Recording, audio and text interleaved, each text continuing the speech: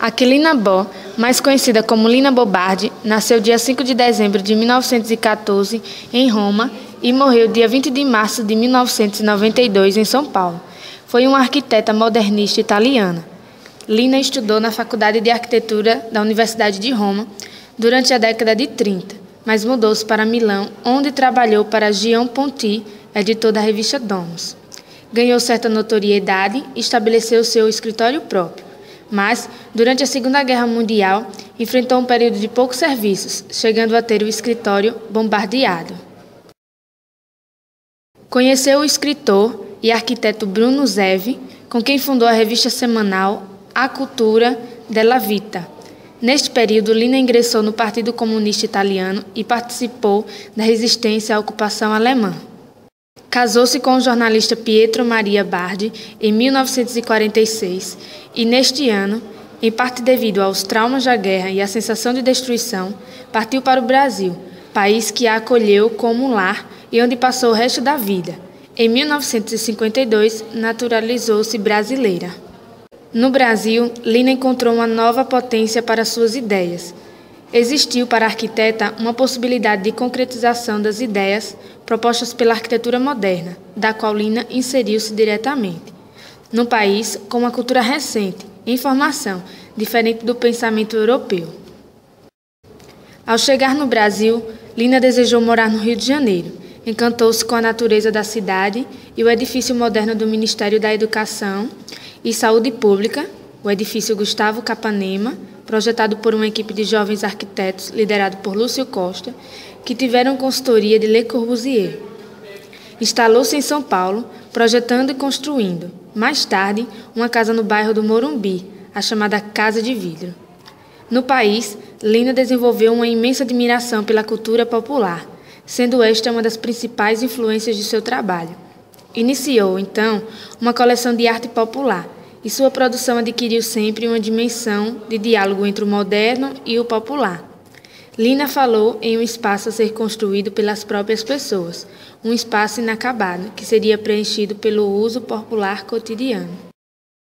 No campo da arquitetura, as obras que mereceram destaque foram o Instituto Pietro Maria Bardi, em São Paulo, 1951, que originalmente foi a residência do casal, conhecida como a Casa de Vidro, o Museu de Arte de São Paulo, em 1958, que foi considerada sua obra-prima, a Casa do Chame-Chame, em Salvador, Bahia, em 1958, projetou a Casa da Cultura, em Recife, em 1963, a Igreja do Espírito Santo do Cerrado, em Uberlândia, Minas Gerais, em 1976, Museu de Arte Moderna da Bahia, Salvador, Teatro Oficina, São Paulo, 1990, Sesc Pompeia, em São Paulo, 1990, Reforma do Palácio das Indústrias, em São Paulo, 1992, Reforma do Teatro Politeama, em Jundiaí, 1985. Inicialmente idealizada como residência do casal e sede do Instituto de Arte Contemporânea, a Casa de Vidro foi a primeira residência do bairro, até então dominado pela Mata Atlântica, quando a expansão da cidade começava a ocupar a outra margem do Rio Pinheiros. Uma das primeiras intenções de Lina foi conservar o perfil natural do terreno, muito inclinado, o que influi para que a frente da casa fosse construída sobre pilotis, mas sem deixar de fazer referência a um dos 5 pontos da arquitetura propostos por Le Corbusier. A parte de trás da residência ficou, por conseguinte, apoiada em muros de concreto, diretamente sobre o terreno. Esse aspecto maciço da porção posterior se contrapõe com a leveza da porção sul e sua fachada principal, criando um diálogo entre transparência e opacidade, natureza e construção, interior e exterior, que traz novamente à mente os exemplos das primeiras casas corbusierianas. A estrutura vertical se compõe por esbeltos tubos de aço, dispostos em uma modulação de 4 módulos de largura por 5 de profundidade. Formam um pilotis da residência e avançam pela laje do piso superior até alcançarem a laje de coberta, ambas de concreto armado. A casa se vê, assim, como uma caixa transparente flutuante, em meio à natureza. de modo a tirar o máximo de proveito da privilegiada vista que se despega para a cidade. A casa foi projetada com o mínimo de proteção, de tal modo que as grandes janelas não possuem guarda-corpo. Assim, ao mesmo tempo que a casa atua como um refúgio, proporciona uma vida em constante contato com a natureza e contemplação de paisagem. O casal Bard pretendia, com isso, desfrutar dos nasceres e pôres do sol, das chuvas e tempestades, das mudanças naturais. A casa está dividida em duas porções bem definidas. A primeira representa o salão de estar e jantar, dominada pelas grandes aberturas de vidro. Ocupa toda a largura e os dois primeiros módulos da profundidade da residência. Ao centro desse salão se encontra um pátio, do qual foi mantida uma árvore remanescente da vegetação local. Além de servir como elemento de amenização climática, possibilitando ventilação cruzada nos dias quentes, esse elemento reforça o desejado contato com a natureza, além de, mais uma vez, fazer menção aos mestres modernos, através das casas-pátios de Mies van der Rohe. Uma escada aberta, feita com estrutura de aço e degraus de granito, é um acesso principal ao andar superior da casa. Seu desenho de linhas simples é o único elemento que se sobressai no vazio dos pilotis. A segunda porção é formada pela área dos dormitórios e de serviços, os quais ocupam os 3 módulos posteriores e configuram a parte maciça e opaca da casa. Os dormitórios são adjacentes ao salão de estar e a área de serviços formam o último módulo, ao norte. Conectando essas duas faixas está a cozinha, que junto a outro pátio aberto, mais amplo que aquele do salão de estar, conforma uma faixa central dessa porção maciça da residência. O pátio é mais uma vez um elemento essencial para o conforto da casa, permitindo a ventilação de todos os dormitórios. No primeiro piso, além disso, se encontram as zonas de máquinas e a garagem. Em 1987, a Casa de Vidro foi tombada pelo CONDEFART, como Patrimônio Histórico do Estado de São Paulo, e desde 1995 é sede do Instituto Lina Bo Bard e de seu marido Bard, e abriga parte da coleção de arte adquirida pelo casal ao longo de suas vidas. O engenheiro Túlio Stucci executou os cálculos estruturais da casa, toda em cristal, sendo a estrutura vertical constituída por tubos Mannesmann e simples tubos de Eternit, e a estrutura horizontal de concreto armado. O conjunto resultou 3 elegantes, como disse o arquiteto Marx Bill, quando em sua visita ao Brasil, e Saul Steinberg, que foi hóspede da casa por ocasião de sua exposição no Museu de Arte de São Paulo em 1952, declarando: "É uma casa poética". A casa foi visitada por muitas pessoas de São Paulo e do interior e teve grande repercussão internacional. Sesc Pompeia. 3 volumes prismáticos de concreto aparente surgem ao lado dos antigos galpões da fábrica de tambores da Pompeia. Um prisma retangular de 30 por 40 metros de base e 45 metros de altura. Um segundo prisma retangular, menor e mais alto que o primeiro, de 14 por 16 metros de base e 52 metros de altura. E um cilindro de 8 metros de diâmetro e 70 metros de altura. O prisma maior apresenta 5 pavimentos, com 8 metros e 60 centímetros de altura entre pisos. Apresenta apenas paredes perimetrais portantes, que medem 35 centímetros de espessura e nenhuma estrutura interna complementar. São moldadas com tábuas horizontais de madeira. As lajes nervuradas protendidas medem 1 metro de altura total. As janelas se localizam nas faces menores, leste e oeste do prisma maior. São 4 de cada lado, por andar. Configuram simplesmente aberturas irregulares, criadas a partir de moldes de isopor embutidos durante a concretagem. As marcas do isopor são perceptíveis na largura dos muros, assim como as marcas das madeiras são perceptíveis no exterior. Internamente foram utilizadas formas retangulares de plástico que também são perceptíveis. O prisma menor apresenta 12 pavimentos que coincidem a cada 2 com os pavimentos do prisma maior. tendo assim 4,30 metros de altura entre pisos. Os dois últimos pavimentos têm sua altura reduzida para 3,60 metros. Esse prisma apresenta-se girado 33 graus horários em relação ao prisma maior. Suas faces externas também são moldadas com tábuas horizontais de madeira. Suas janelas são quadradas e menores que as aberturas ameboides do prisma maior, porém não apresentam um alinhamento ortogonal, rígida, aparecendo dispostos em diversas coordenadas. A esquina mais próxima do prisma maior é então facetada paralelamente àquele, de modo a criar duas faces paralelas. Dessa nova face, que rompe o desenho retangular da base, partem 4 níveis de passarelas, de concreto protendido aparente, que dão acesso aos pavimentos do prisma maior. Entre os dois prismas, abaixo das passarelas, passa o córrego Água Preta, que fica oculto pela sobreposição de um pier de madeira. Cada uma das passarelas elevadas apresenta um desenho diferente, ainda que sob as mesmas regras. Partem de uma mesma abertura do prisma menor e se ramificam, levando a duas aberturas simétricas no prisma maior. Tem 2 metros de largura e peitoris de 1,20 metros. A primeira passarela, a partir de baixo, forma um V perfeito. A segunda também forma um V perfeito e leva a aberturas um pouco mais centralizadas do que as primeiras, configurando um V mais fechado que a inferior.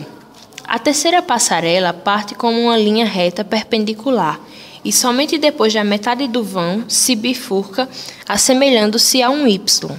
Suas aberturas de chegada do prisma maior estão um pouco mais centralizadas do que as inferiores, quase na mesma medida que as da segunda passarela em relação às da primeira. A quarta e última passarela volta a ser um V, porém imperfeito.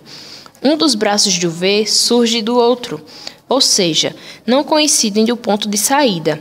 Além disso, a saída no prisma menor é desalinhada em relação às passarelas inferiores. As aberturas de chegada estão próximas aos extremos do prisma maior, formando um V mais aberto que os demais. Além da face recortada, o prisma menor apresenta outros 2 aspectos que quebram a sua condição de prisma ortogonal perfeito. Primeiramente, a presença na esquina norte de faixas horizontais de concreto que configuram os peitoris da escada externa. São os únicos elementos que são moldados com tábuas verticais de madeira e o alargamento de sua base em 1,5 metro para cada lado do perímetro, nos seus 2 primeiros pavimentos. A união dessa base maior com a base normal, a partir do terceiro pavimento, é através de paredes inclinadas, favorecendo a uma percepção contraforte. O último prisma que compõe o conjunto é um cilindro formado a partir da concretagem sistemática de 70 anéis de 1 metro de altura cada. Une-se ao prisma menor através de uma passarela metálica que parte da sua cobertura. A forma que deu origem aos anéis tem formato de tronco de cone, ou seja, tem sua face externa inclinada para dentro, o que permite com que a forma se encaixe no anel inferior para a concretagem do anel superior seguinte. Esta condição da moldagem e concretagem teve como consequência que o limite inferior de cada anel ficasse imperfeito, formando uma linha irregular com certa espessura sobre o anel inferior. MASP. O Museu de Arte de São Paulo, Assis Chateaubriand, mais conhecido como MASP, é uma das mais importantes instituições culturais brasileiras. Localiza-se na Avenida Paulista, cidade de São Paulo, em um edifício projetado pela arquiteta ítalo-brasileira Lina Bobardi, para ser sua sede. Famoso pelo vão livre, de mais de 70 metros, que se estende sobre 4 pilares enormes, concebido pelo engenheiro José Carlos de Figueiredo Ferraz. O edifício é considerado um importante exemplar da arquitetura brasileira e um dos mais populares ícones da capital paulista, sendo tombado pelas 3 esferas do Poder Executivo. Instituição particular sem fins lucrativos, o museu foi fundado em 1947 por iniciativa do paraibano Assis Chateaubriand. Ao longo de sua história, notabilizou-se por uma série de iniciativas importantes no campo da museologia e da formação artística, bem como por sua forte atuação didática. Foi também um dos primeiros espaços museológicos do continente a atuar como perfil de centro cultural, bem como o primeiro museu do país a acolher as tendências artísticas sugeridas após a Segunda Guerra Mundial. O MASP possui a mais importante e abrangente coleção de arte europeia da América Latina e de todo o Hemisfério Sul, em que se notabilizam, sobretudo, os consistentes conjuntos referentes às escolas italiana e francesa. Possui também extensa seção de arte brasileira e pequenos conjuntos de arte africana e asiática, artes decorativas, peças arqueológicas e etc., totalizando aproximadamente 8.000 peças. O acervo é tombado pelo Instituto do Patrimônio Histórico e Artístico Nacional, o IPHAN. O museu também abriga uma das maiores bibliotecas especializadas em arte do país.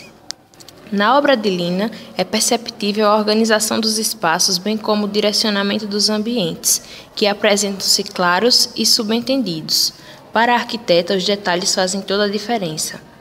Lina Bobardi descreveu em sua biografia a seguinte frase com relação ao MASP. Na projetação do Museu de Arte de São Paulo, procurei uma arquitetura simples, uma arquitetura que pudesse comunicar de imediato aquilo que no passado se chamou de monumental, isto é, o sentido do coletivo, da dignidade cívica. Aproveitei ao máximo a experiência de 5 anos passados no Nordeste, a lição da experiência popular, não como romantismo folclórico, mas como experiência de simplificação. Através de uma experiência popular, cheguei àquilo que poderia ser chamado de arquitetura pobre. Insisto, não do ponto de vista ético. Acho que no Museu de Arte de São Paulo eliminei o esnobismo cultural tão querido pelos intelectuais e os arquitetos de hoje, optando pelas soluções diretas, despidas. O concreto como sai das formas, o não acabamento, podem chocar toda a categoria de pessoas. Os painéis didáticos de cristal, nos quais são expostos os quadros, não agradam os acostumados ao comodismo dos estofados e dos controles remotos, pois para ler os dados técnicos e o nome do autor e título das obras apresentadas, é preciso olhar atrás dos painéis. Acho meu projeto de painel cavalete na Pinacoteca do MASP uma importante contribuição à museografia internacional. Casa Chame-Chame. O edifício surge ao redor de uma antiga jaqueira. O terreno situa-se na esquina de uma bifurcação e apresenta um leve aclive. Uma rampa curva contorna a esquina e um dos lados e sobe aos fundos do terreno. É o acesso principal da casa. Leva através do mesmo caminho à entrada social da casa e à garagem. O edifício é rodeado pela rampa do automóvel. Do lado oposto, uma escada sinuosa leva à entrada de serviço. O edifício situa-se ao centro do terreno, solto de todos os muros de divisa e afastados da rua. Suas paredes estruturais são formadas por segmentos retos e curvos. As esquinas convexas ao exterior são materializadas em curvas de pequeno raio. São cantos arredondados. As esquinas côncavas ao exterior mantêm o ângulo entre os segmentos de reta. As paredes internas são, em geral, retas, à exceção da curva norte-sul, que divide as áreas sociais das áreas mais restritas de serviço e marca o perímetro do pavimento superior, e da curva que marca a mudança de direção da escada ao centro da casa. A parede que configura a fachada principal do edifício, que faz frente à esquina do terreno, é formada por 2 segmentos curvos, não concordantes. O menor deles é o segmento da circunferência, que configura um desnível no salão de estar. No pavimento superior, este setor frontal dá lugar a um terraço aberto.